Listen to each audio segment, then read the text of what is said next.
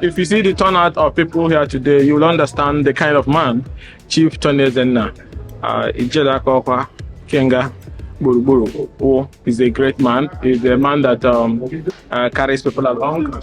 He's a community leader, he's a state leader, he's a national leader, and the tremendous support he has given to humanity and to the cause of development is immeasurable.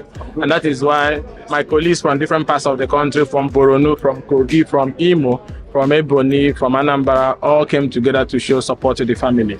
And I know that the young man, looking at what I've heard about him, is also going to be even a better version of his father. So all we can pray is that the new family should be blessed by God Almighty, and they're going to do better than their father, and they're going to contribute greatly to the cause of humanity. So it's an amazing day, and you can see the area of people from different parts of the country, which is a statement on the kind of man that the successful billionaire businessman Chief Tony Ezenna is. So we're happy to be here today.